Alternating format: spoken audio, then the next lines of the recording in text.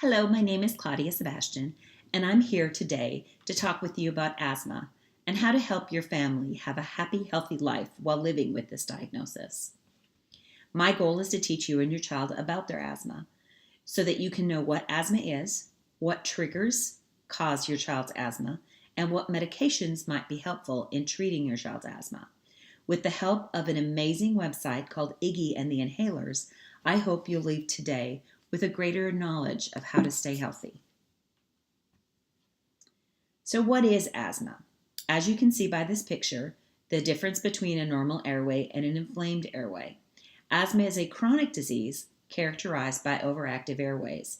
It affects over 25 million patients in the United States every year, results in 2 million emergency room visits, and 500,000 hospitalizations each year. The narrowing of the bronchioles causes shortness of breath, cough, chest tightness, wheezing, rapid respirations. As you can see from these wonderful handouts that I got from Iggy and the Inhalers website, the difference between, again, the inflamed and the non-inflamed bronchiole. And it also talks about what medications you can give and how they help in fix the situation that the child might be having. There are two main areas of treatment, long-term and quick-acting.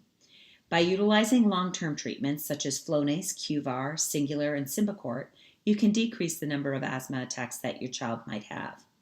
If an asthma attack happens, the use of quick-acting such as albuterol, Ventolin, Xopenex, or Atrovent can help you stay in an in-home setting.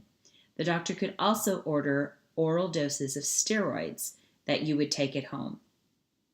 If these medications do not work and you end up going into the hospital, there is the possibility that you will be started on a continuous dose of albuterol in addition to IV steroids to help to fix the situation.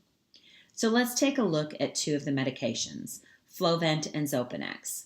Flovent is one of our long-term, where it's an antihistamine steroid that decreases allergic reactions. So it prevents or treats runny nose, nasal congestion, sneezing, itchy, watery eyes. There are 86 drugs that can interact with it. The two of those that I'd like to point out are a major and a moderate, amoxicillin and Cipro.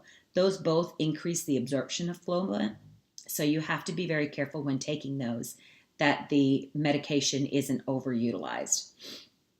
The minor effect is erythromycin that decreases the absorption of Flovent, so their effectiveness of the Flovent can be affected.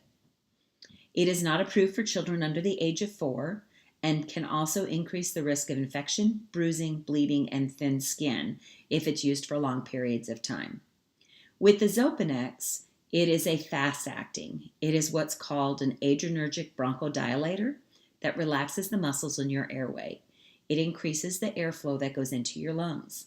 This medication has an interaction with 674 drugs, 21 of them being major, 21 minor, and 632 being moderate. Of the major, we have propranolol. This is a medication that is utilized in emergency rooms for patients who require sedation. It reduces the effectiveness of the Xopenex because it shrinks the bronchioles. Pseudoephedrine, which is a moderate interaction, can increase your cardiac side effects.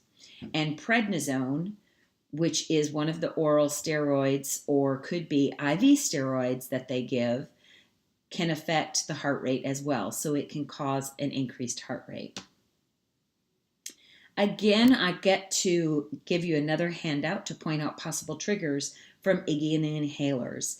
It's a kid-friendly way of looking at the different things that can affect your child. There are approximately 7 million children diagnosed with asthma back in 2012.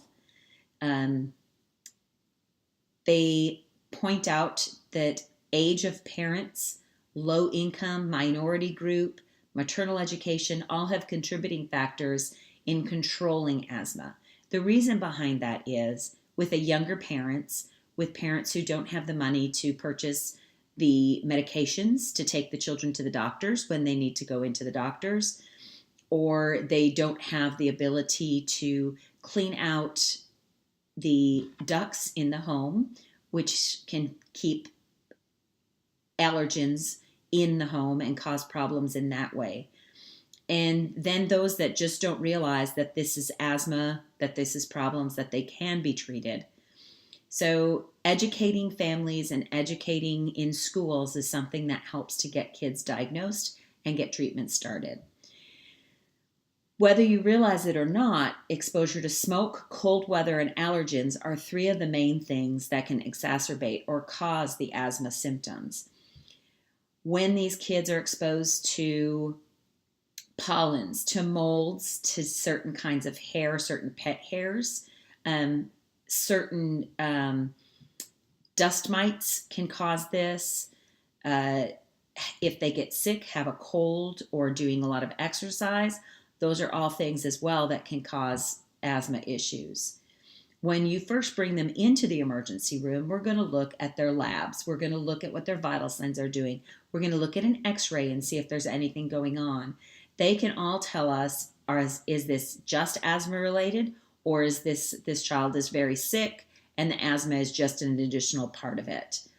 Treatment with corticosteroids, bronchodilators help to fix these issues and help us determine, do we need to go into the hospital, or is this something we can treat now, give you something to take it home, and allow you to be discharged.